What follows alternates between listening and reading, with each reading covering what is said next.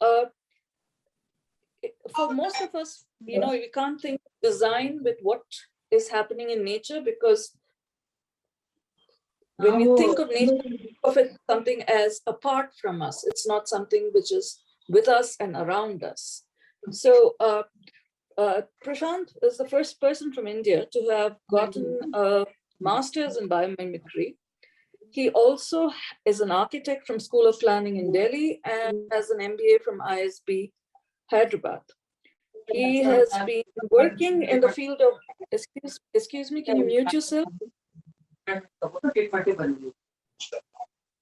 1 minute. Just 1 minute.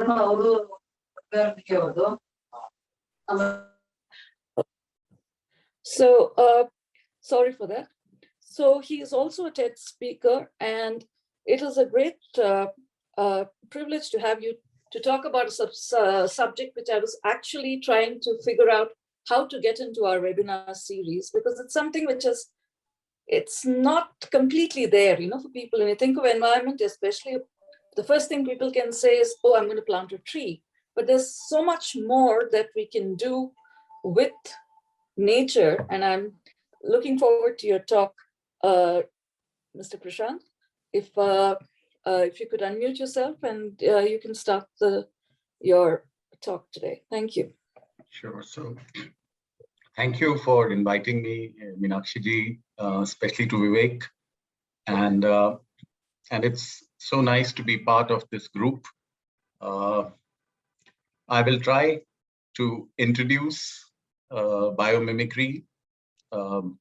And before I start that, I just wanted to get a little bit of the idea of the kind of time constraints we might have, so that I'll make sure I don't hold you for more time than is required. So how long should the talk be, Meenakshi ji?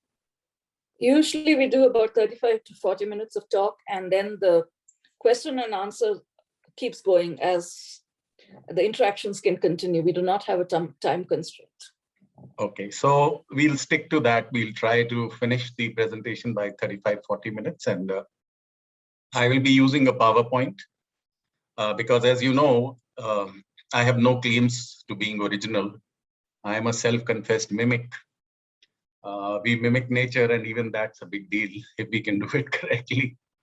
So, so thank you for being here, and pranam. Pranam, not in any other sense, because pranam really is acknowledging the prana, which is the same within all of us. And to that we bow, and that drives everything. And the interesting thing, before we start, we often think of bio as something to do with biology, but the root word of bio is life. And in a sense of slight humility, when we talk of sustainability, what is it that we are trying to sustain? The planet will sustain, don't worry about it. The solar system will sustain. We are trying to sustain life, isn't it? So where is the bio in the room? I go to many conferences and I say, all these good people with so many citations, sometimes with so many awards, where is the biologist? What is it that we are trying to sustain? So with that, I would like to humbly be a small translator. I don't claim to be an expert of my journey and my understanding of biomimicry, which is really not learning about nature, but learning from nature. We change our relationship to nature. So if you will permit me, I will share my screen, and I'll just take through a presentation for the next 30 minutes. And after that, we can take question and answers. It'll be nice if you have any observations, questions. You can also just jump in and we can deal with that. So this is an informal session, and all of you are such significant people, and I am hoping all of you are in many ways have the ability to make a change. So I will make a case for biomimicry because I feel that we actually have the answer, but we are busy looking busy. Or sometimes I say we have become used to being busy without really knowing why we are, if there is busy. Yeah, so instead of this busyness, uh, let's think about the direction in which we are busy.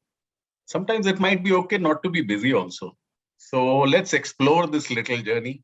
And it's an important time because we all have, COVID has given us a little slowdown. Maybe it's a good idea to slow down. So I'll share my screen. Please let me know if you can see. Can you see my screen? Yes, we do. Yes, we do. Great. So I call it blissful materialism, biomimicry and blissful materialism, because often we have created a world in opposition, that either you are a materialist or you are a spiritualist. Either you are this or you are that. But when I look at nature, nature doesn't have a or. It is full of and. Everything is composite. So many contradictions can continue together in harmony. Isn't that what we really want? Individual expression, yet integrated into a whole. But the question is, how do we get there? Is it even possible? So in a small way, let's explore. Let's start our journey. But before we start our journey, I do not want to miss this moment. It will be very, very, I would say we would be missing the uniqueness of this talk. We are all at a very significant part. You know, this is an unprecedented lockdown. Hello, do you remember? We are in a lockdown. I'm talking to my laptop. I never thought he'll become my friend. You know, I talk to my laptop. You are in front of a lockdown. So let's begin a little metaphorically or a little poetically. That pre-COVID, we were busy. We are still in our mind and our habits. We are still busy to fit into the industrial economy which we have created, or at least busy to look busy to our neighbors. It is almost a sin not to look busy, right? COVID has created a certain amount of pause. And I would like to believe this pause could be anything. This pause could be the pause of a caterpillar, or this pause could be just another pause where we are waiting to go back to the way we were living. And now we are beginning to hope that we are emerging from this pandemic. So let's not get too serious. I'll start with a quiz. I hope you don't mind. You know, we should be like children sometimes. So on your screen is a logo. Can you guess, anybody, what this logo is for? Which product? Fevicol. Please unmute. Fevicol. Fevicol. Fevicol. Does everybody know that? Yes, I think all of us know our logo so well. And what it produces is basically an adhesive. Adhesive is something which sticks things together, sticks to our walls. And we know that if you take the sum total of adhesives in our global living, wherever you are sitting on your table, adhesives have been used to make the board. In the copies, pencils, adhesives are everywhere. And if you think about it, all these adhesives, somewhere or the other, either have volatile organic compounds or something which has contributed to creating waste and pollution in our life. But yet it's a very important part of our living. Now, do you see something new has come on the screen? That's a gecko or a lizard. All of us have seen it, right? And quite possibly some of us might be having it in our room right now. And have you seen them run upside down on the ceiling? Yep. We have, right? Yes. Now, running upside down on a ceiling, purely in terms of design or engineering, there is an adhesive which is carrying weight, sticking, unsticking while in motion, without causing any pollution, any waste, or any toxic residues. Similarly, what you see here, for those of us who've been to the seaside, on the seashores, there are slimy rocks. And on these rocks, these are these small mussels which stick to these rocks. And these rocks are very slippery, you know, there is biofilm and all that. And it's being hammered with tidal waves, yet they don't unstick. So that's waterproof adhesion, which is resisting strong structural stresses. But it is made in water. It dissolves in water without harming the planet. Why do we want to begin with such a quiz? Because what you see on top is human technology, which we are so familiar with. And it's not even maybe 70 to 80 years old. What you see below is nature's technology, millions of years old. I think what we have lost is our sense of observation. We are not paying attention. The solutions to our problems are all around us. I dare say our education, which is a huge liberation tool, can sometimes become our prison. So have we become prisoners of our own way of looking at solutions? So I wanted to start with this to remind us that if we now start looking at nature functionally, we might have the deep humility to realize that most of the problems which we are trying to solve have already been solved. It's just that we have been trained, we've been conditioned by our industry, by our education, to only look in the few books that humanity has written. And that might not be the wisest way to live in this planet, given the capabilities we have today. We are, if I may dare say, we are a distracted civilization. The way we have designed our culture, the way we've designed our systems, we are in a continuous state of distraction and also anxiety. We are so present in our economic urgencies that we are beginning to become place blind. And what I mean was exactly that have you ever wondered? I often give exercises to my engineering students who think about pumping water from ground floor to 10th floor. And they will immediately go down to Google, go to their library. They might even sit below a tree. And sometimes I tell them, you know, this tree has been transporting water vertically. It doesn't even occur to them. We are becoming so place blind because we are so economy present that we are unable to pay attention. I think it's very important to start with the long view of the way we have shaped our value system. Let's be very honest to ourselves. Our current construct is that we've started looking at environment as raw material, isn't it so? You look at anybody, even our leaders. When we look at environment, mostly the intelligent thinking is how do I shape my environment so that it fits into the economy? It fits in and nourishes the economy. And without realizing that same tendency has created our relationship to each other. What do I mean by that? That we are now looking at our own children, our own people and saying, how do I shape my child or my people so that they fit in and nourish the economy? Isn't it true? We do it to ourselves. I look at my daughter and I think, how should I shape her so that she gets a job, she's successful? But what is the economy? The economy is a self-agreement. It's something which we created, right? If you look at a dog or a plant, they don't recognize economy. Or if you go back 1,000 years, it is a self-agreement. It is a servant. It is a servant that we created because we thought it will serve us. It is a tool that we created which will help us shape the society. This pause is a good pause because what have we paused in this COVID time? We could pause the economy. We could pause our social organizations. Why? Because you can't pause life. Try pausing life. Let's see. Pause life. It might be dramatic, but it's very important sometimes to realize, sometimes somebody has an accident, he's about to die, and suddenly they have a vivid recollection of what matters. Then it goes away. The next telephone call, the next step. I think this COVID, we should not lose this moment. This is a vivid message to us what matters. These are created things, the economy, the society, but our model is wrong. And if we can continue to have conferences, talks, without correcting these models, then we'll be improving efficiency, but no dramatic shift will happen. So I invite you, you can contest it, but my view is first we have to correct the framework.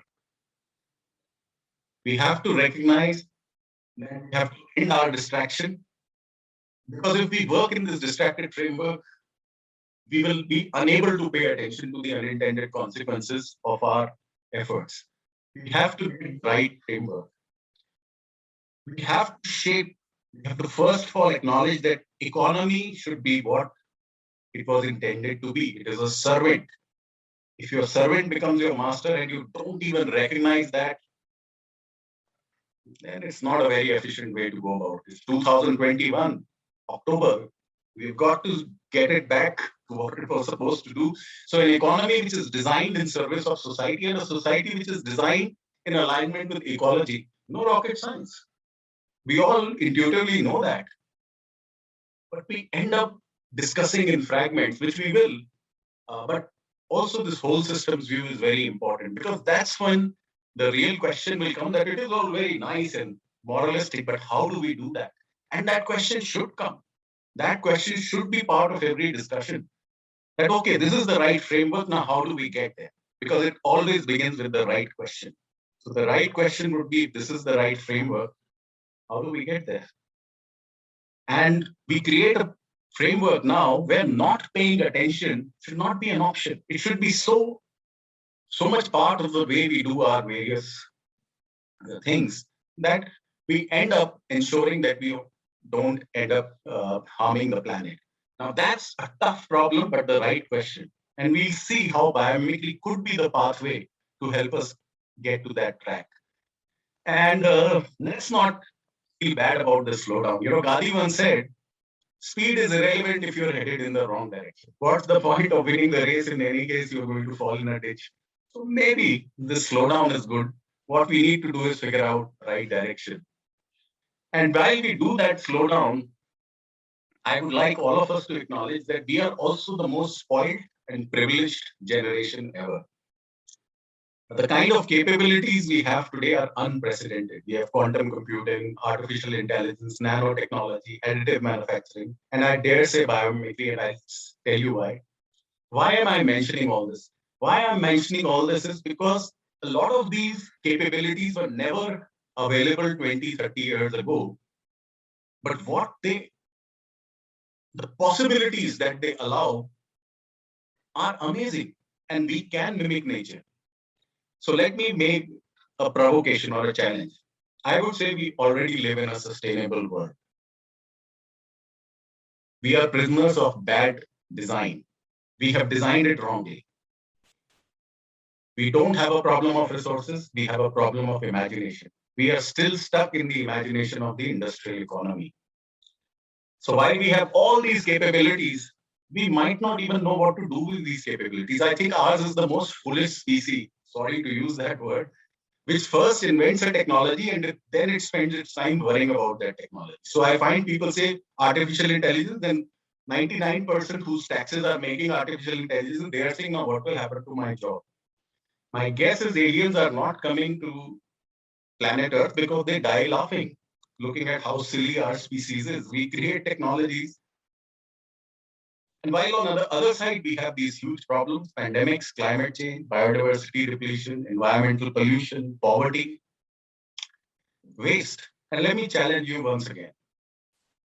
I think unemployment is also a waste. Have you ever seen an unemployed plant or animal? Or if you go to ancient cultures outside of the industrial economy, was there something called as unemployment? So a lot of things which we take for granted are actually design flaws. Let's rethink things. Why unemployment? You have designed a system, and that the system cannot accommodate its own parts, and the few parts who are accommodated are always uncomfortable. Let's rethink. Let's rethink things. So these are our systems, they can be changed. Similarly, chronic addiction. Why I say? Because these are indicators which tell you that your design is wrong. In stable ecosystems, and that's a different discussion, that these design patterns don't exist. So I think the real question today is, what do we want to do with our new capabilities?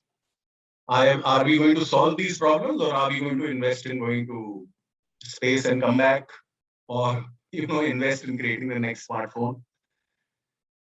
The essential question is, hey, one of the big problems is, whom do you trust? I don't trust religious people. I don't trust even scientists. I don't trust the corporates. Where do I look? Whom do I ask? Maybe all of us at least would trust nature. That has no agenda. We are part of nature. The only thing is we don't know how to ask nature. But let's begin the journey. That if we say, okay, let's look at nature, at least we have a certain amount of ability to trust it. So let's look at this. What you see here are the most intelligent, smartest, dominant species on this planet, and they are having accidents. Now, wherever you are, I'm sure you've seen Humans are always having accidents with each other, in spite of having all the technology. We have red lights, we have police, we have roads, we have vehicles. Now, what you see next to you, and probably we see every day, are birds, swarms of insects, shoals of fishes. They don't have this technology, right? But they live on the same planet. Have you ever seen birds colliding into each other, or insects colliding into each other, fishes colliding? Please tell me, are the rules of engineering technology different in these two systems? The rules are the same on planet Earth. We might not have the answer, and that's not necessary. But do we have a sense of curiosity, and are we paying attention? And at least wondering, are our children wondering, how come they are not having accidents? How do they solve this problem? Now, the interesting thing is, while you and me talk, many scientists, many people have been looking at it, and that is, they have discovered the technology which will soon be sold to us as driverless cars and other things. But we should know where these technologies are coming from, that the nature is already helping us, but we are still stuck in the industrial mindset. Similarly, all of us suffer in urban situations. Things break down, roads go bad, and we all know what happens in India. It's improving, but still, you complain. Then the government says, okay, I need an assessment report. They take out 3 tenders, and often things just don't get solved. I mean, whose responsibility is it? That's a question. Am I supposed to do it? Where will I get a sanction, resources? But we've all seen termite mounds next to you. Now, that's also like common infrastructure. That's a colony of hundreds and thousands of termites. When that gets broken, and if you go back after, say, 6-7 hours or maybe a day, you'll find it's been repaired. Now, understand the design principle. They are also, individuals. They also have a selfish need to survive. How do they decide that who will repair this? We, with such intelligent species, just take so much time and they are able to do it. It might not be exactly the same, but at least in that context, we should understand the design principle. Now scientists, when they have begun to talk to each other, they realize that they have a decentralized and distributed decision making, and also know-how distribution system. So local solutions are solved very easily. And now, using these principles, business organizations are beginning to design decentralized, distributed management systems. So as I talk to you, biomimicry is already happening. You and me are already beginning to use it without realizing it. Similarly, what are the big words we are talking about? We are talking about urban sequestration. It looks good. It helps the human ego. We have invented this, but have we really invented anything? If you look at nature all around you, our trees, our coral reefs, our soils, they have been sequestering carbons for billions of years. So what have we done? We have realized a planetary system which was already in place, which we had disturbed, and we are restoring it. But we've given it a nice name, carbon sequestration. But we are getting back into rhythm with the planet. Circular economy, great. The right thing to do. Is it new? Look at nature. If you go to a million-year-old forest, have you ever seen a waste? There is no waste. And what does that mean? No product ever goes out of the loop. It's a circle. That's the way nature is designed.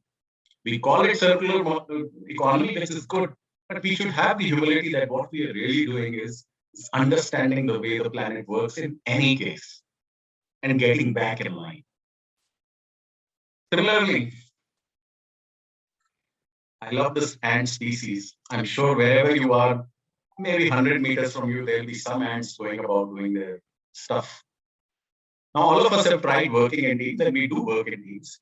We know how difficult it is. Even 5 of us in a team, it's so difficult to manage.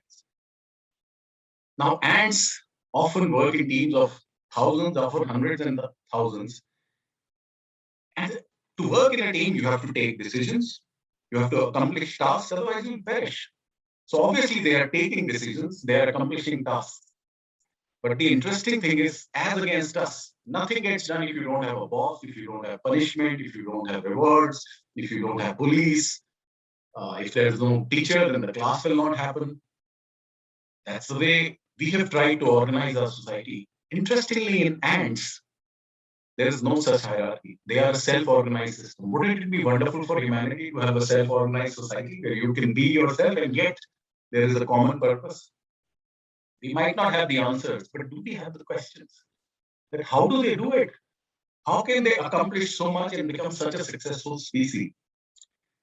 Now, these are things which people who are designing smart cities are beginning to study. And in them, there are many answers. In fact, many of the algorithms inspired by ants are already being used by you and me. When you give a rating on your Uber or Ola, or when you give a rating in Amazon, they are inspired by how ants have been deciding to take decisions. So this is how self-organized systems in nature work. And let's come to our current moment. So such an intelligent species. We came up with sanitizers, we came up with social distancing, vaccination, but did we? You know, there are so many species of ants, especially wood ants, which have been sanitizing their nests using uh, using resins from trees and their bodies to protect themselves against pathogens for millions of years. So we lose our claim to be the first one to come up with sanitizers. There are species of termites, which when they get infected, they stay away from others, they signal. So they've been practicing social distancing for millions of years. There are other species of ants. When they get infected, they actually leave the colony, they self-quarantine.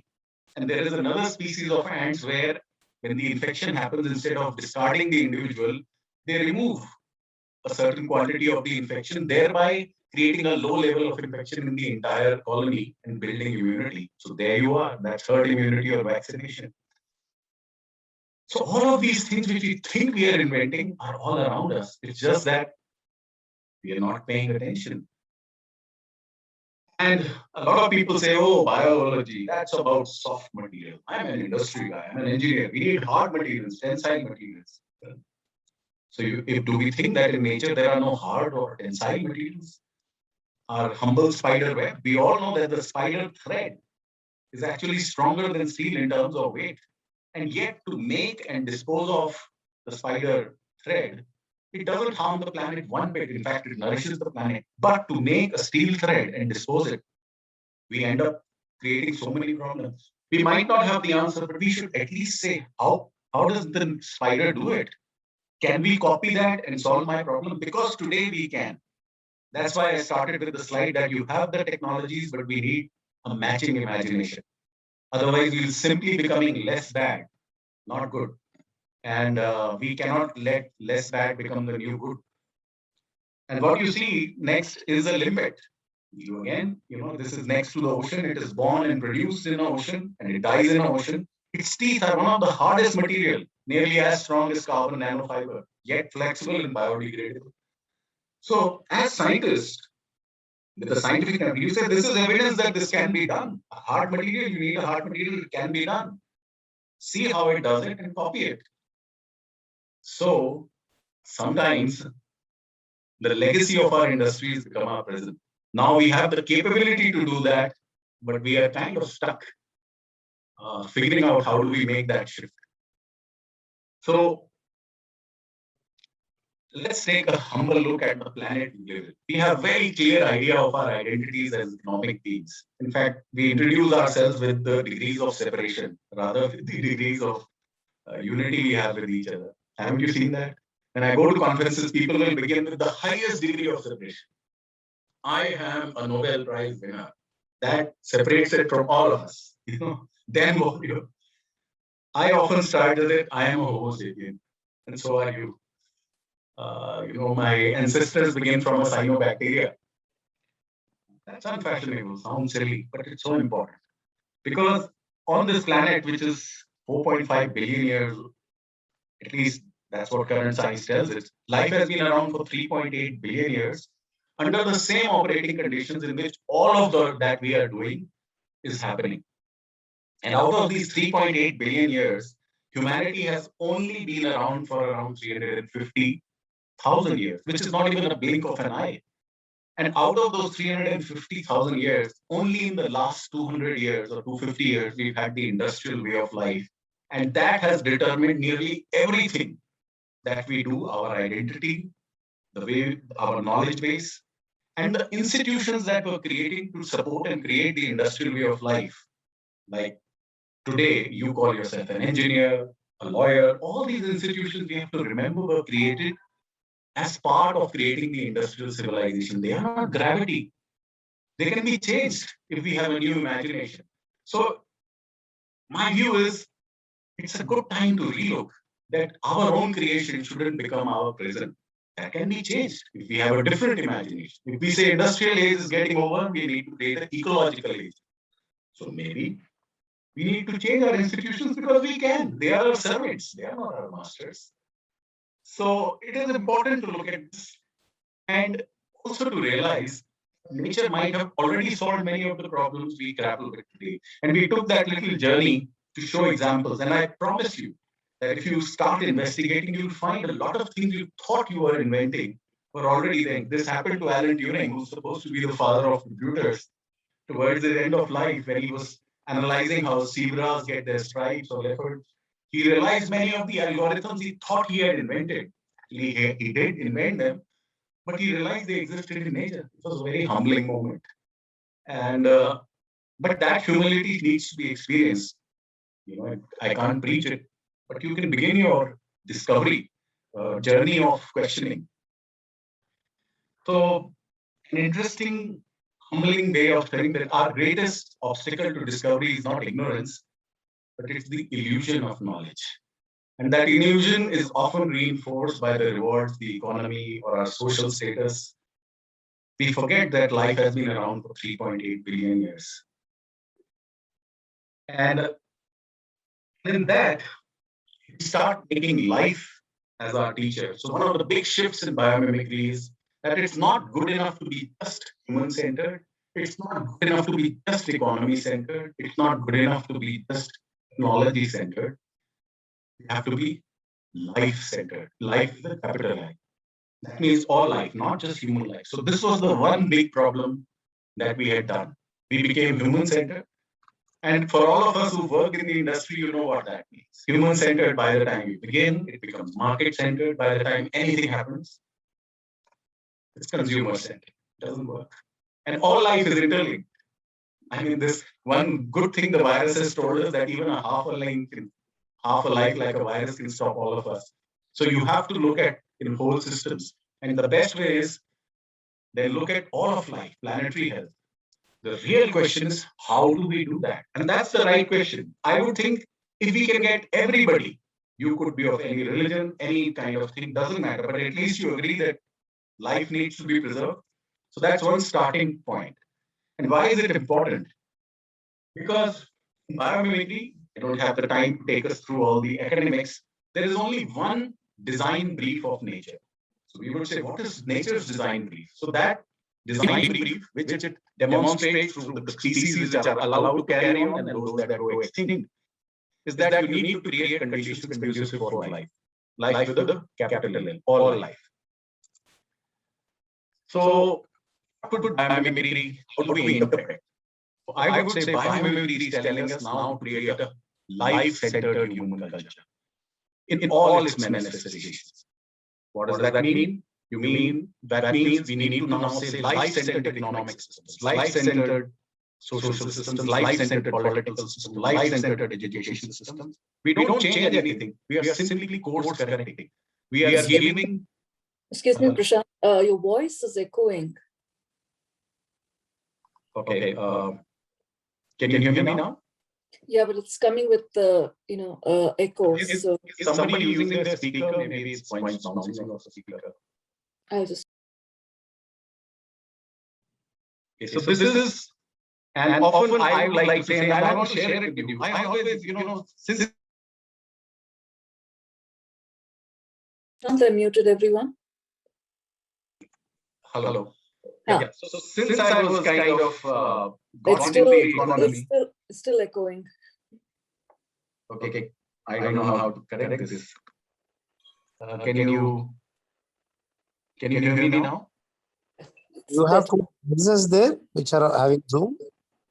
Hello. Can you hear me? Is it better? It's still coming as echoes, but it's better than what it was. Okay. I don't know how to resolve this. But we are dealing with cacophony of brilliance. Yeah. Yeah. So this is an important thing. I feel the way we are living is a cacophony of brilliance. Everything I find, economists in their own are very brilliant. Technologists in their own are, when together, then why aren't we able to solve anything? We know about sustainability since 1960. Technologically, actually, we have all the solutions. So why aren't we able to get it done? So I was afraid to express it because I didn't have an answer, but now I have an inkling because we didn't have a conductor. We were like an orchestra where you had the best singers, but there was no conductor, there was no central purpose. So here's the opportunity. If we simply agree that let it be life-centered, that be the conductor, then we might actually end up creating a more efficient and a more purposeful direction to our technologies, to our economy, which individually are very powerful, but yet so wasteful, not getting anywhere.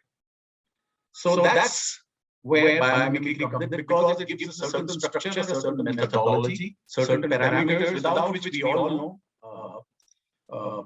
a philosophy can't be translated into action. So biomimicry actually gives us action-enabled tools, action-enabled parameters, and its central theme is to create a life-centered human culture. Excuse me, Prashant. Yeah. Could you please log out and log in, because we're not able to hear anything anymore. Maybe that might just help. Okay, I'll do that. Thank you so much.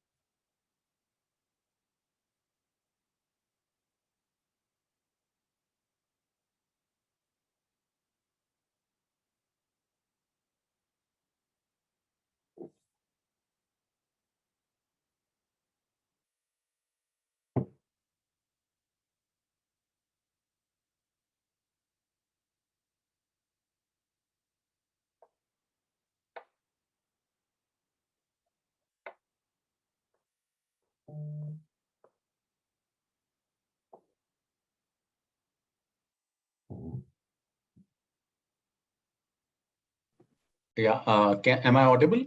Yes, now it's much better. Thanks. Okay. In biomimicry, we call it dynamic non-equilibrium. There is complete, complete unpredictability. So how do you adapt and evolve? So I'm glad we adapted and evolved. So here's what I feel, and I am being very informal with you. I think if we can simply agree on one thing, that we might have many differences, but can we just agree that we will be life-centered, whether it's our technology, our political systems, our education, we start by life-centered. And in terms of translating, that means before you become a doctor, before you become a politician, for that matter, before you even become a bank robber, you need to know how to become an earthling. So once you know how to be a good earthling, then you become whatever you want. Because what's the point of even robbing a bank if you'll die of pollution with all that money? So there's no fun. So I think we've got our education and our practice upside down. We are all taught to become engineers, but after that, as a fashion accessory, we go attend conferences, talk about sustainability. It's the wrong thing. So I think it's a good time to look at how to create a life-centered human culture. And then that is when we ask that question, that how do we do that? That's when biomimicry comes in. Because if you want to become life-centered, and our elders and our culture tells us, might as well ask life. Why ask me? Go ahead and ask life. And then you say, how do I ask life? How do I ask living nature? So that's where we try and understand nature in terms of patterns and phenomena, which seem to be universal, which seem to explain how all life has survived for 3.8 billion years, successful is on this earth, using and showing us the kind of principles which we aspire for. So if you look at a forest, every species is independent. There's so much diversity, yet it is integrated. That's the kind of world we want, right? That everybody has their individual free will, yet it is integrated. But it's not working in our case. It seems to be working. So there are certain common design principles which we can look at. And to engage with the industrial economy, we can look at in terms of form, process, systems. And when we integrate all three, we begin to see a coherent world, which no longer has the problems that we have created. And often these problems are of fitment. So we'll address some of these questions so that it becomes clearer of how it goes. So we call biomimicry the great old new idea. Why do we call it the great? Because at one level you must be thinking, oh, it's a new fashion accessory, a new word. It will also come and go. It might not go. I think we are here to stay. You might change the word, but learning from nature is probably one of the earliest traditions in humanity. We lost it in the last 100 years because both emotionally and physically we got disconnected from nature. So it had to be reintroduced in the format in which we accept it. That means give it a structure, give it a degree. So that's why we call it the great old new idea, because to reconnect ourselves, it had to be presented in the kind of formats where our economy can use it and integrate into our ways of learning. So we'll quickly go into certain questions, make it more real. So like whatever we do, whether we are running an industry or running a business, we need to procure materials and services. We'll take this question and how we'll contrast it. How does nature do it and how do we do it? Or for that matter, for everything that we do, we have to design it. Even a political system has to be designed, or a house has to be designed. How does nature approach design? How do we do design? And what happens at the end? So these are some quick questions. When we look at nature, you will find nature also has to procure raw material to meet its functional needs, and we also have to do. But what's the difference? If we look at the deep design pattern, you'll find nature puts maximum value on what is most abundant, most renewable, and most locally available. For example, if you look at all the trees all around us, you think that all the leaves are competing for sunlight. Why? Because that's their most precious resource. They can meet all their needs, functional needs. Once they get that sunlight, they need a bit of water, and that design, because life has infinite ambitions. And if you have infinite ambitions, you depend on a finite source, you're going to get into trouble. And that's what we have got into. We have depended on finite resources. We have created whatever is most scarce, we have made it, that is the most valuable thing. So if something, that one position is most scarce, that is most valuable. If gold is most scarce, that is. And what do we mean by value? Value means that once you get that, a lot of your functional needs are met. That's a problem of design. If we start investing our new capabilities into saying, now, all my IIT engineers or these people are going to make sure use what is most abundant and infect it with such design, such that most of our needs are met using that resource. Actually, it's pretty simple. It's so obvious. If you look at 7.2 billion of us are all bodies, they are primarily made of 28 materials, actually really 4: carbon, hydrogen, nitrogen, oxygen, and 18 or 20 trace elements. So it's no big deal. The question is, what if we start seeing what is most abundant? Can we shift to that, making the most abundant the most valuable? So we will also have to evolve as a species, because there might be vested interest. You might feel, oh, what will happen to my value?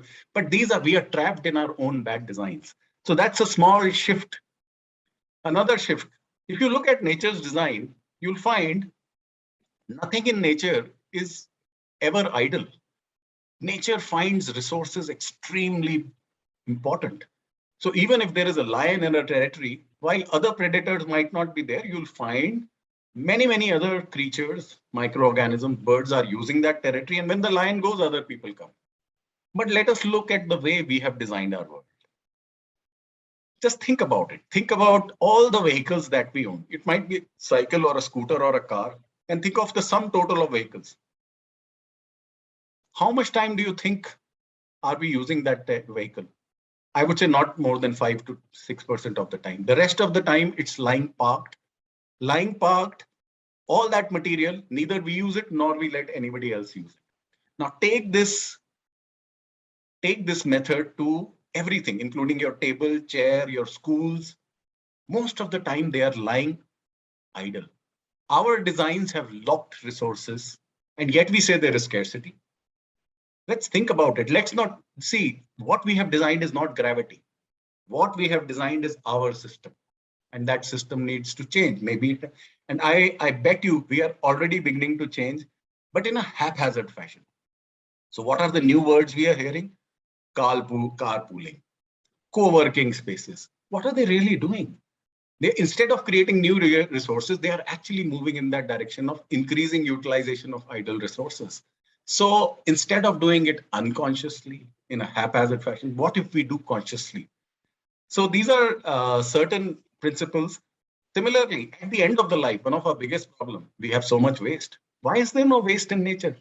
Quite simply, because the design principle is one processes output, it's another processes welcome and spontaneous input. That's all. Now the question is, if you take it as something that we need to start doing, then instead of force fitting, you will find that there is no waste. There are many ways of doing that.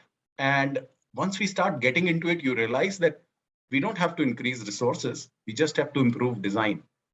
So that's the opportunity which I feel actually we are at the brink of, especially in India and maybe the entire Southeast Asian region, because while West has developed, we are only now beginning.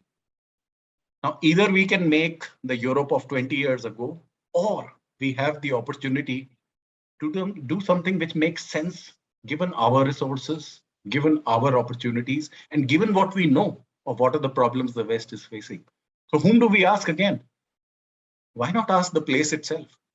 And that's where biomimicry comes in. So, you know, what kind of procurement of material we should do, what kind of designs we should do, how we should manufacture, how we should maintain that, how should we manage. So these are all design principles which we teach, which are available.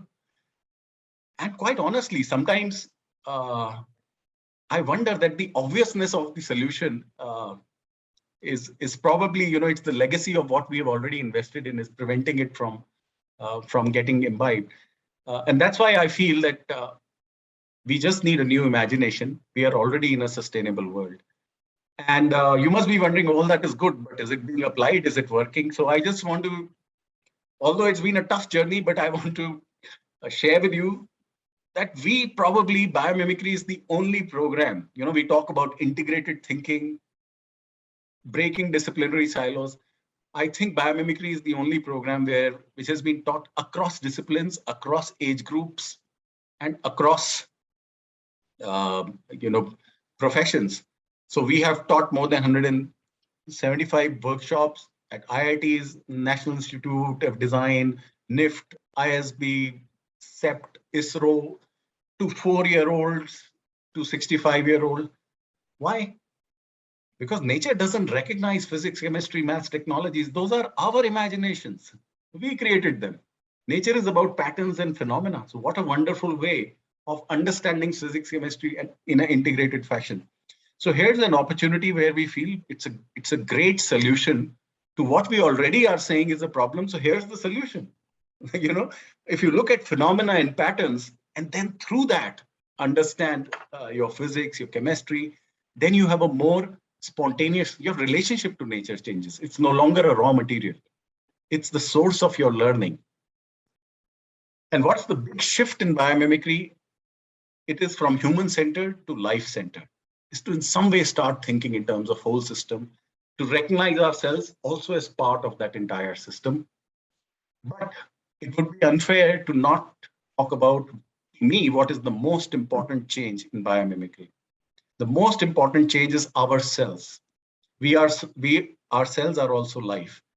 And the way we've designed our education and our practice and our work life, unfortunately, starts to treat us and also our institutions in a very mechanistic way. And we are not mechanistic.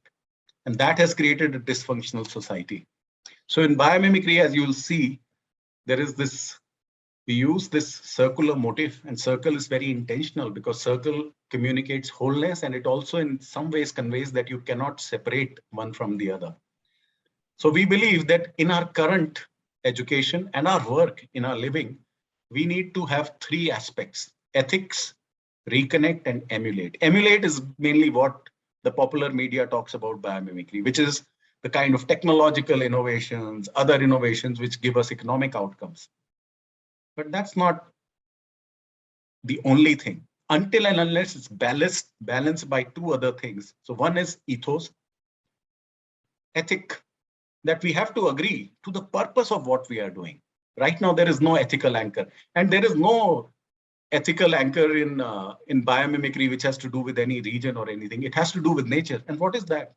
Remember the small line: create conditions conducive to life. That's all. So you could be anything, but you just, if we agree on that, then it gives direction to the, right now it's technology for technology's sake. Isn't that a problem? So just adding that little line. And the third and most important in my view is the element of reconnect. And in most conferences, most academic, most schools, often people feel shy of even talking about it.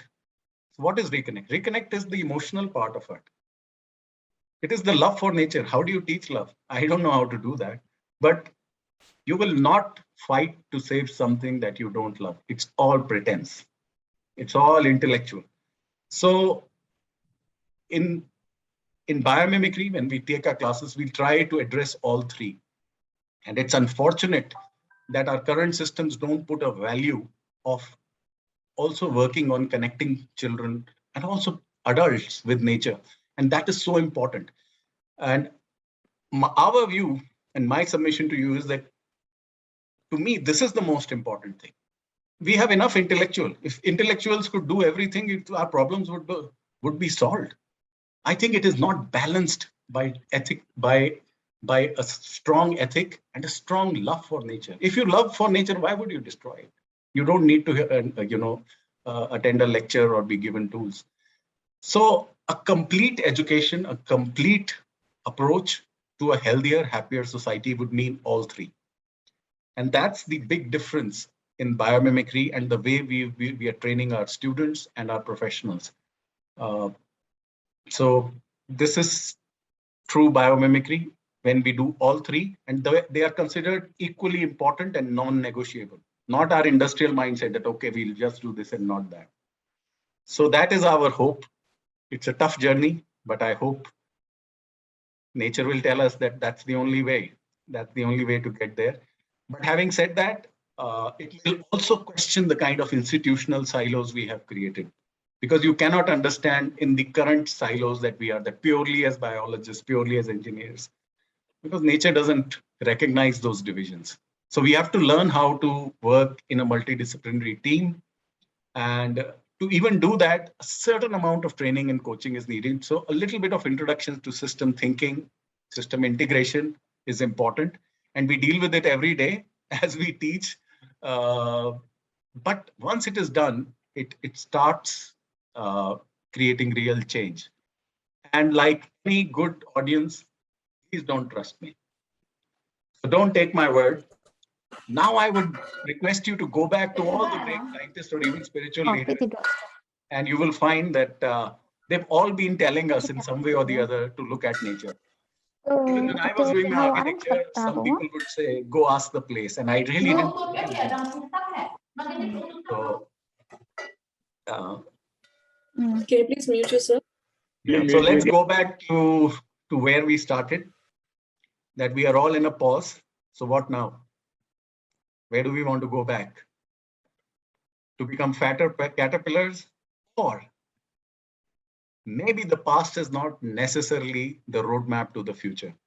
This is a poetic end, but see, in nature, there are possibilities which we might not have imagined. Our own gravity, our civilizational memories might not give us the answer.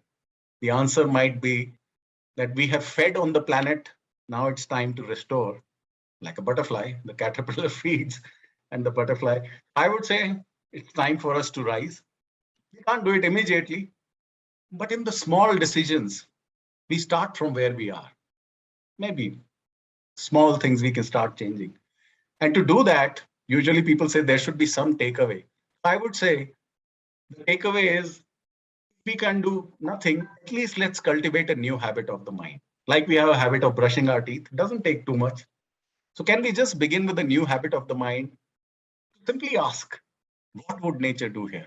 And it's all right if we don't have the answer, but everything begins with a question. Because the questions we will ask today will shape the answers we will find, and that will shape the future that we build. So let's not worry about the answers.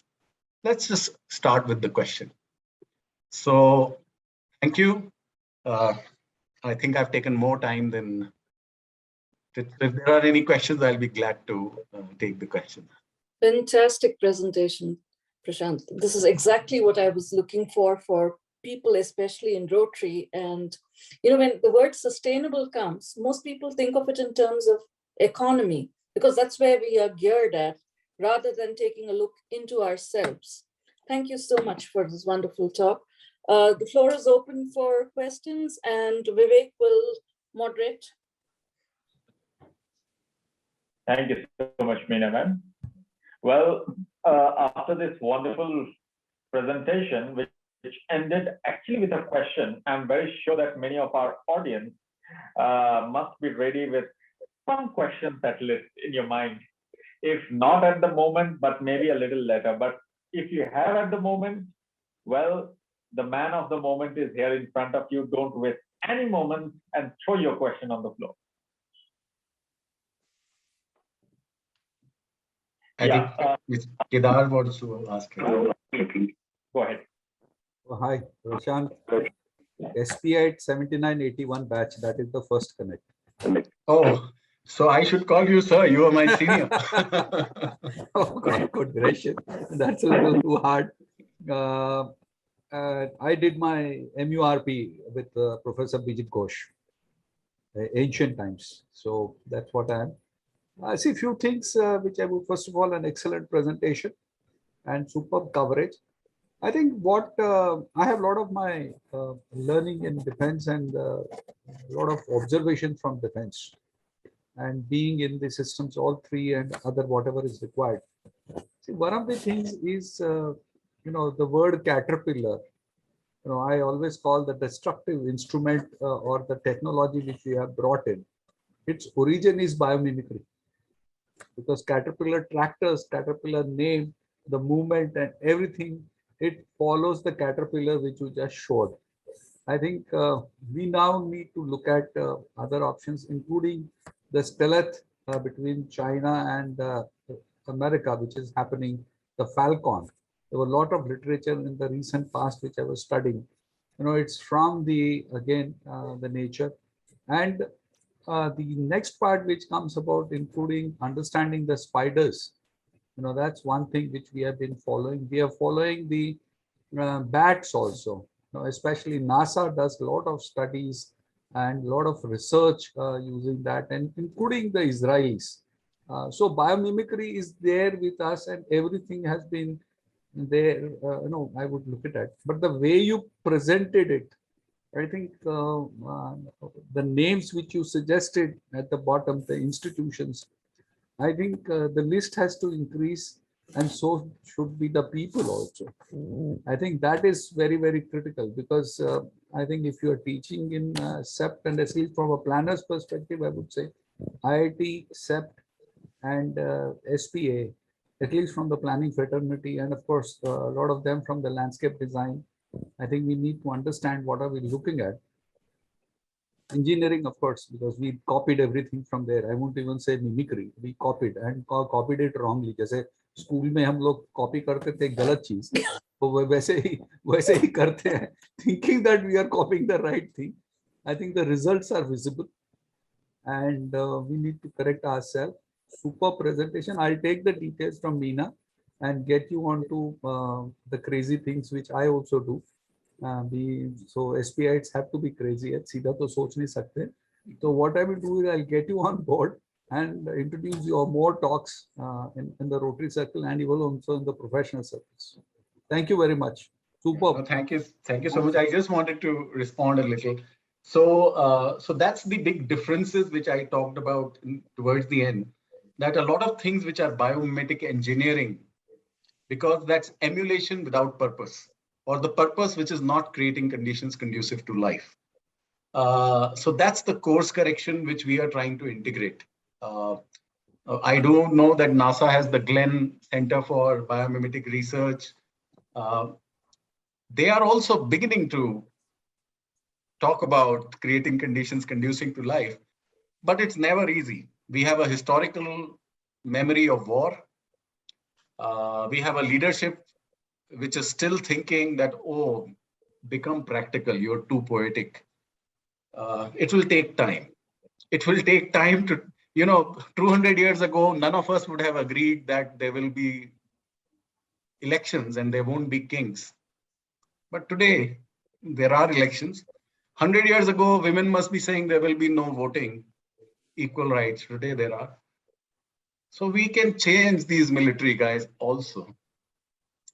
See, when they say, so one scientist said, we are all in a bus which is headed to a ditch. But our habits and tendencies are such that we are fighting for the window seat. Once it becomes very clear that, okay, you got the seat. Now let's see where you go and where I go. And I think that is becoming clearer. Otherwise, we all know where we'll go. So I am an optimist in that way. I think time, we don't understand time, but in the next 102 years, but I always tell myself, okay, all this is done. Every moment I live, I have a choice. So what choice do I make? So that way I decided I'll take this barometer. That's all. Just to add on along with this, I always say that science is nothing but is an everyday observation. I'm an art student, by the way. And I could not get into science because I did not get 50% mark in my 11th class. Because I had 49 something, whatever good reasons. And finally, I'm dealing with something which we are all talking here. And I say it's an everyday observation. When Newton's law came, because after observation, not before. Archimedes' law came not before, after. So we need to be observant, which you very, very rightly said. We need to get on to more of this observation activities for each one of us, including design of whatever we are looking at. I think that disconnect is there. बहुत ज़्यादा Google knowledge हो गया, तो जरा से जाके बाहर ज्ञान प्राप्त करें. So it will be good. Superb. Thank you very much. Thank you. Thank you so much. Anyone else has any question? We have a comment in the chat box. I'll read for everyone from Dr. Jasmine Savian. A good example of bioengineering is the wonderful living root bridges found in our state of Meghalaya, which teaches us to care for our future generation. We do our part now and our future generation will reap the benefit. Thank you so much. Yeah, actually the root bridges in Meghalaya are an excellent example of bioengineering, and I welcome you all to find some time and visit the site. Well, we have another one from Rivitik Barua. Good evening and thank you so much, sir, for such an informative talk. Well, yes, it was. And Ritik, we are looking forward to some questions from your side, actually. Well, Salini says, thank you, Mr. Prashant, for such a wonderful session. Everyone is thanking, but here comes the question. This is the question answer round. Well, come up with some real questions. Before, since the others are getting ready with some questions, I was thinking, right? I think you can guide much better on that, Prashantji, that when we talk about making changes in the system that we all need to, I must say that there is a great need of changes in the system, but there is a fear that the kind of say like microsystems that has mushroomed around this such mega system, these microsystems will get shattered, affected, or say like, will not immediately settle. So that is one fear I feel. That is why our government, all those, experts are very much, I would say, hesitant, not very much open towards making the changes. So what is your opinion on that? And is there a way out? In a funny way, I think they should attend a biomimicry workshop. That would be. See, I would simply say, how do ecosystems evolve? How do ecosystems shift? And once we understand the design principles, you realize that it's not very difficult. I might sound arrogant, but I would like to believe humanity doesn't have a problem of capability. We have a problem of imagination. So until and unless we can vividly see what will be the alternate future, and more importantly, what will be my role in that future? So that's the real question, but they will never ask that. So you will continue going round and round in circles, dealing with unnecessary delaying tactics. So I would say, why don't you invest in creating an alternate vision? There is no investment in that. Maybe Rotary can help us with a grant or something and we can create. So I have been saying we need a new mythology for the ecological age, or we need a new mythology of technology, because mythology is more powerful than education. And until and unless you can give people a vivid imagination of an alternate future and their place in it, they will only pretend. We will only play games. We will be busy being busy. And it's not our fault. It's the fault that we didn't really. And that's where I feel it cannot be done by purely engineers or economists. Earlier, our poets, our visionaries were creating visions of the future, and that inspired. I think we need a collaboration, of creative people and technology people to have the audacity to imagine a future. In fact, Professor Muhammad Yunus, I like to quote him. He says that today's science is yesterday's science fiction. So do we have an ecological fiction for tomorrow's ecology? Do we have a society fiction of tomorrow's society? So we should be audacious enough to dream. We don't know. If we don't have the dream, that's why I say we have a problem of imagination. It is our imagination that leads. So, sir, when we go to architecture colleges, we say 2 minutes a day, be audacious enough and have a design imagination. You don't know what is capable, what you're capable, what you're not capable. Your tools should not become your prisons. So I think 5 minutes a day, let's have the audacity to dream. But for us, nature can give us the scientific thing that it's possible.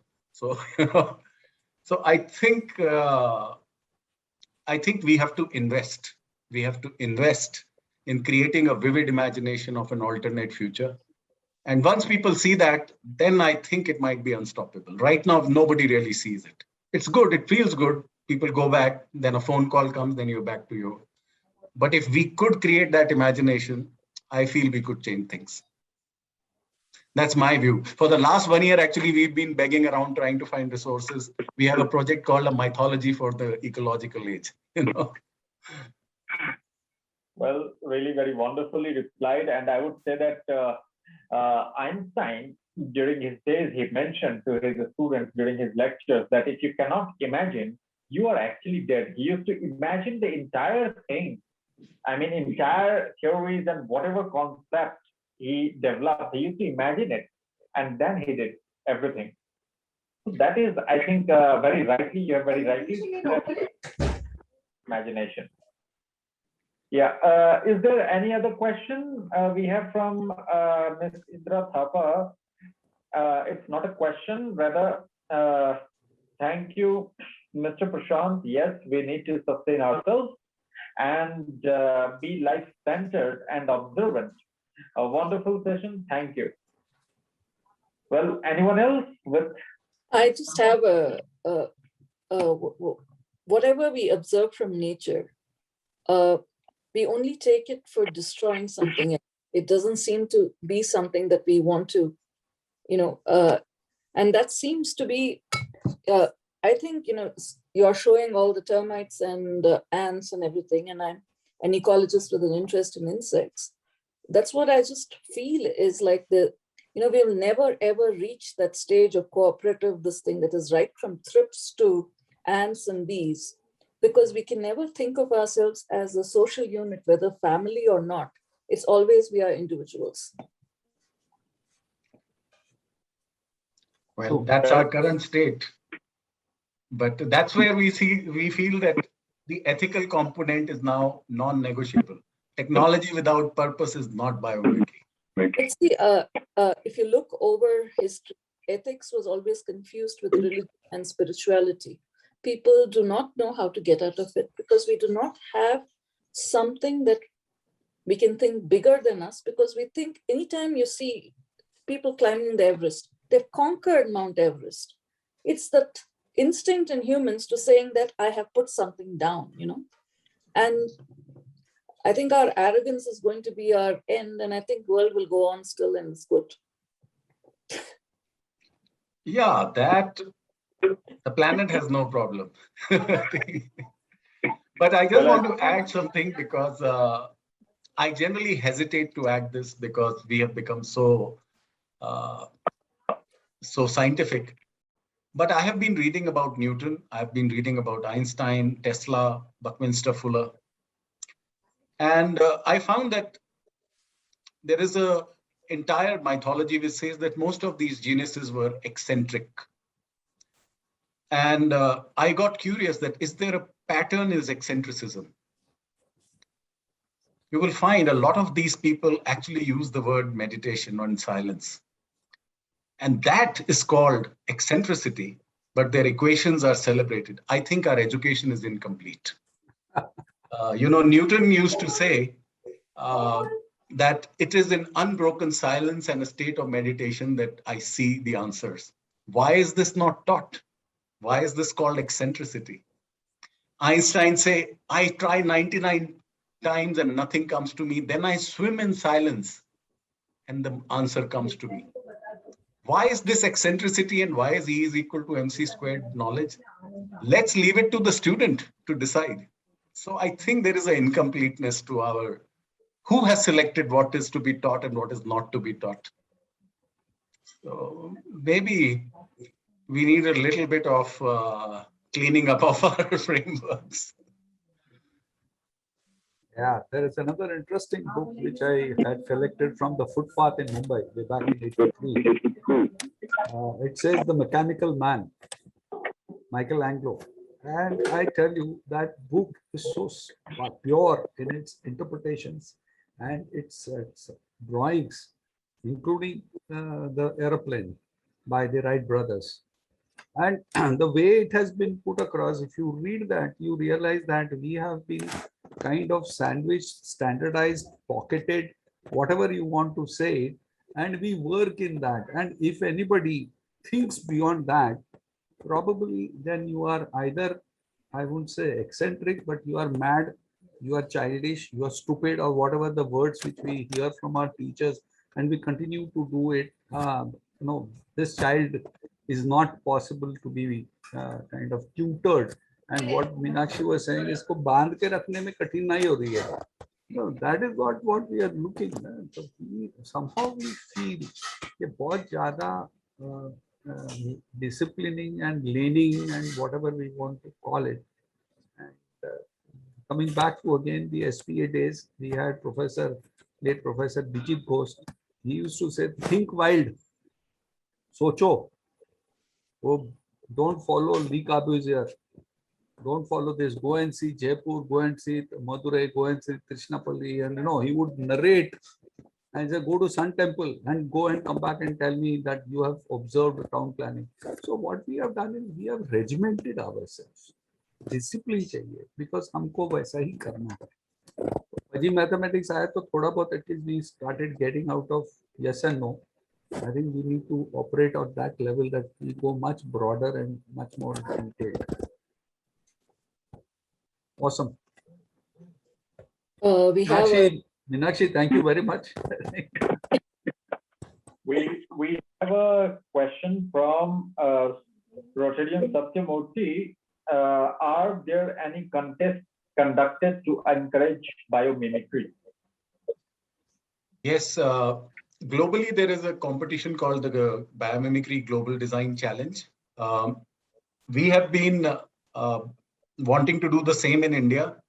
I think I'm throwing enough hints that we need resources.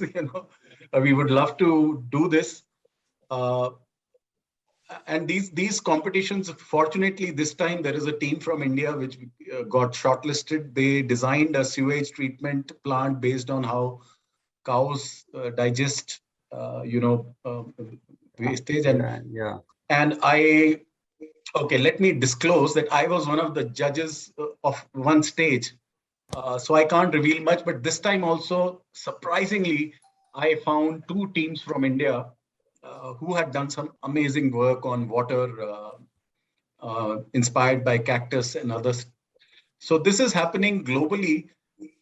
Why shouldn't we do it in India? And why shouldn't we do it in our languages so that even children can participate? I don't see why we are not putting funds here. Don't mind it. We put a lot of funds in playing conference. They go, but why can't that little fund be put in children's competition and things like that? So if Rotary can help us out, I already have a project plan, but I was getting fatigued now. 3 years, no success. So we call it Nature as Teacher competition for schools, but I'm glad you asked. So these dreams have been there. We are hoping we'll find the soil where our seed will germinate. Sure. But we should do it. We should do it.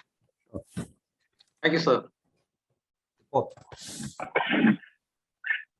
so if there are no other questions, Vivek, will you close the meeting down?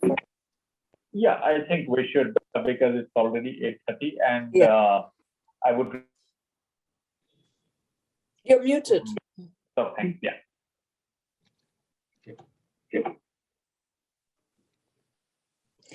Thank you so much, Prashant. I really pushed all this in different groups. I apologize for the small crowd, but it actually made it really nice towards the end because we could all share something, instead of, seeing. I don't know. I just think this is a brilliant talk that has to be, shared across this thing. So let's see what we can at least from the side of SRAG do for you. For people who are not in SRAG, this is my pitch. Please join SRAG. It's the Environmental Sustainability Rotary Action Group. And with COP around the corner, we have 4 people who are going as an official this thing to the COP. Let's see what happens. And if you'd like to know about SRAG, it's esrag.org. Thank you so much for coming out tonight. Thank you, Prashant. Good night. Thank you. Super. Bye. Good night. Good night, everybody. Bye-bye. Thank you so much, Prashantji, and everyone. Thank you so much, Dr. Meena. Bye. Bye. Good night.